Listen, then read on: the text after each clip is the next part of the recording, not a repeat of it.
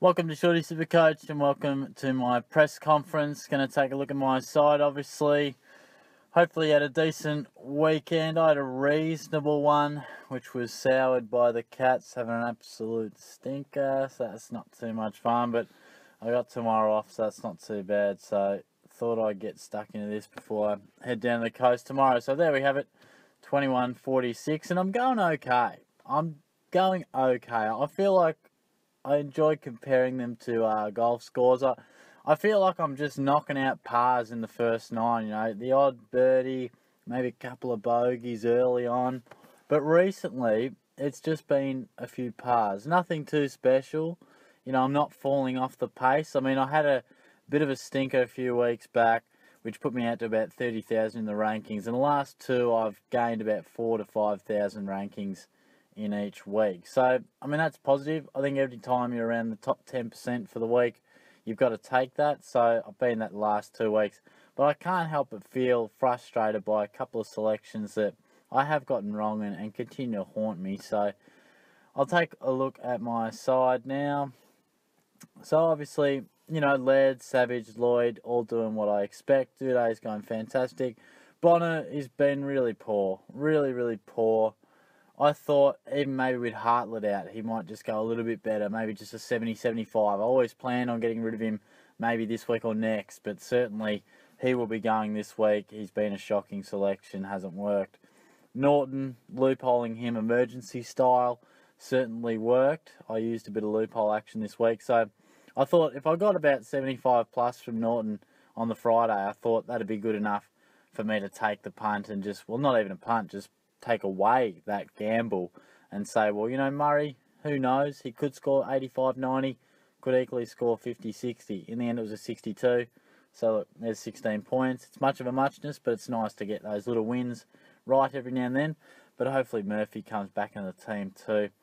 Fife, real good. Martin, just going a little sluggish at the moment, isn't he? Which is a bit surprising, but nothing to panic about. Cripps, the VC loophole, very tasty. Enjoyed that. Canelio went quite nicely. Traded in Zach Merritt, obviously, for Brayshaw. Very good. Tim Kelly continues to fly.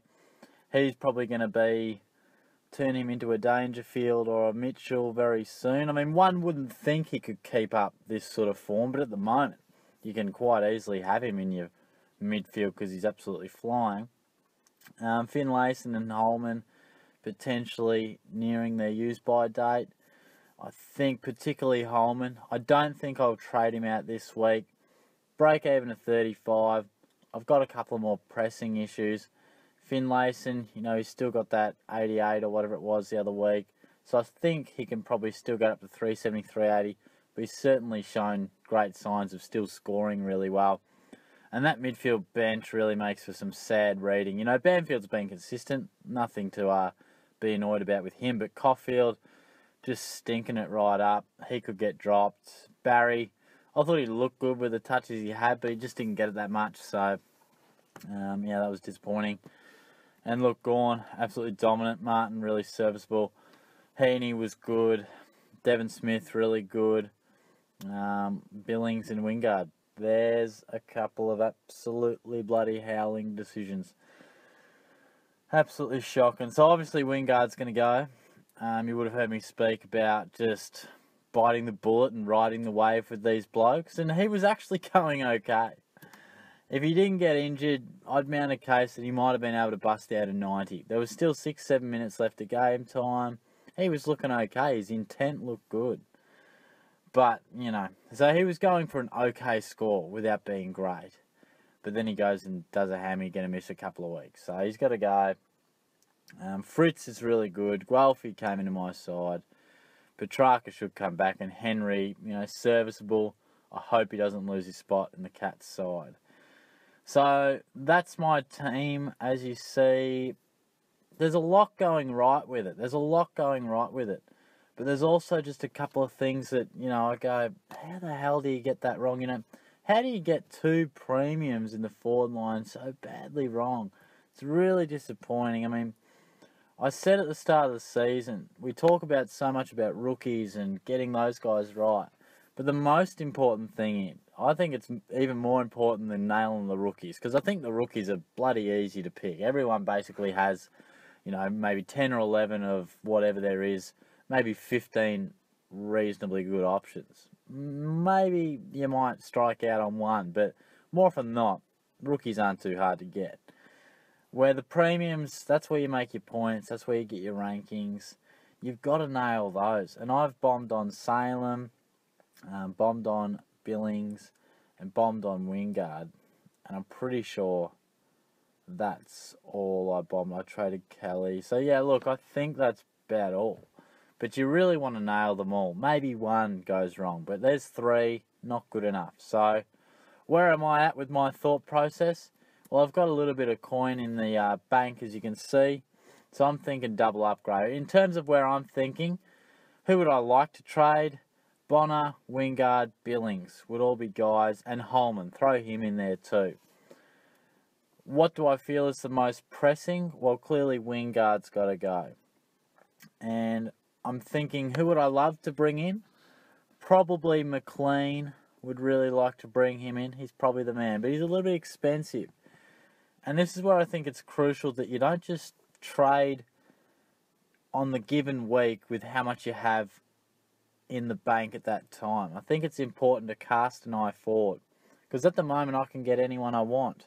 But the fact is, you've got to cast an eye forward, see where else you're going to get money from and who else you want to bring in. Not only do I want to replace Wingard with a premium, but I am also eyeing off Dangerfield, Matt Crouch and Tom Mitchell, who will all be getting ripe for the picking in 2 to 3 weeks. Crouch will find himself most likely around 500k in a week or two. Mitchell, 126 and a 75, I think is his last 2 scores. So most likely scores another ton this week. I'd look to bring him in when he's about to lose that 75. He'll probably drop to, hopefully, I don't even know what he is, but I'm hoping 580, 590. Let's have a look what he is. But that's something I've got to think about. Well, that search didn't work, did it? Let's roll with a bit of Tom Mitchell. So he's 601, and I don't know what his break-even is, but I would imagine it'd be about 150, something like that. So I've got to be thinking, where am I going to get the coin from? What I'm trying to say is, don't spend all your money just because you've got that money at that point in time, because then it gets in a week or two and you're like, oh shit, I can't afford Dangerfield now, which is more important to get a Dangerfield or a Mitchell. So while I could get McLean, what I'm actually thinking is getting in James Sicily. Very interesting, perhaps risky, but his break-even's about 40, maybe even less. And it just saves me a little bit of coin, probably 80, 90k, and I think that's going to be super valuable. Also bearing in mind, if you want a bit of an insight to how Shorty's thinking about it, let me roll through my side. So look, the backline I'm pretty pleased with. Not only are they going consistently, but the rookies are scoring the best of anyone on the field. So it's not an overly pressing area. Bonner will go.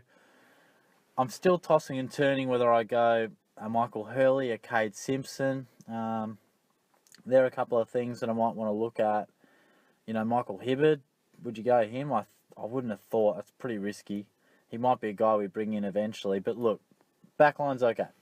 Midfield, I'm thinking Dangerfield in the coming weeks, Mitchell in the coming weeks, fallen premium in the likes of Matty Crouch. Maybe it's Dane Zorko who comes back, but something like that. Affordable. So I'm thinking you're probably going to need, roughly speaking, 200k for each of them. I think Kelly will get beyond 400k, and Dangerfield off that 94 will most definitely get to around 600k, barring a 180 or something like that.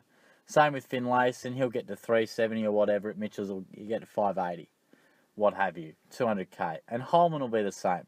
He'll be about 270, 280, something like that. And most likely Crouch, his break-even's about, I think it was 200 coming into the week, and he scored 100. So I would imagine he's pretty close to 530. Quality spelling. 530. Well, my maths is a little bit off. I thought he was actually cheaper to start the round. But yeah, look, so he dropped the 50 odd K there. So look, he'll get there. I think he'll get there. He's still got that 50 and he only scored 100. So he'll still be dropping, particularly this week. What I'm trying to say is that's what you should be thinking about. 200k is about what we'll need. And I'm looking at the forward line.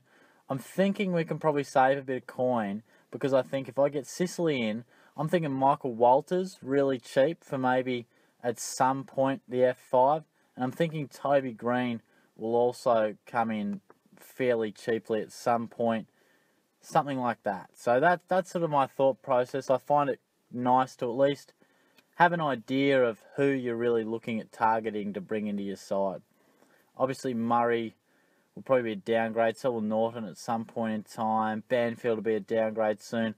I'd really like to get a bit more coin out of Caulfield and Barry and the like, but the forward line rookies are going quite well. And maybe we bring in a Ronke or a Spargo if they keep their spot on the side. They're scoring fairly nicely week 1, and I haven't had a look at too many other bubble boys. But look, that's about my thought process. The whole point of me going through that is you don't always want to just go, I've got 300k to play with, I'll upgrade 200 there and 150 there, or whatever it is. You don't always have to use your full cap just because you got it there. There's nothing wrong with forecasting ahead and saying, well, maybe I can't just be super greedy in the now because it's going to cost me in the future. So I see a lot of people do that. They see a player and they go, yes, I've got heaps of coin, lock him in, he's on fire. When really it's just not going to be viable for your long-term plans. So I think that's crucial that we think about that and you work out how much money you're going to have to play with and therefore whether you can afford to go with that top-end guy or maybe you got to skimp it out. Sicily's a little risky, but I'm prepared to take that punt. At least on the Sunday night I am. That might change in a couple of days' time. And in terms of Bonner, you know, I mean, Cade Simpson, I think I'd be just guessing, but I'd be imagining his break-evens around 130 because he's still got that 142 and a 70. So his major price rise, you would imagine, or price drop, would be in 2 weeks. 130 odd, 97. Sound bloody miles off. So he's still going to hit that, one would think. So maybe, just maybe, it might be the best time to bring him in is now. But not so sure. It's something I'll have to think about. I think Hurley's a better pick. 30k, you know, Simpson going well. It's all something I'm going to have to think about. But anyway, that's where I'm at. Hopefully you had a good week in SuperCoach and a good weekend in terms of footy as well. Looking ahead in terms of how the channel might look, I'm off Friday, so I'll be back in Geelong on the 3rd. I would imagine a Q&A would be possible this week. I know I haven't done the last couple, forgive me, but look, I think I should be able to do a Q&A. So feel free to leave your questions, and I will get around to certainly some of them. It's not always possible each and every week, but I certainly do try to do them. So thanks for tuning in, guys. I'll talk to you soon. Cheers.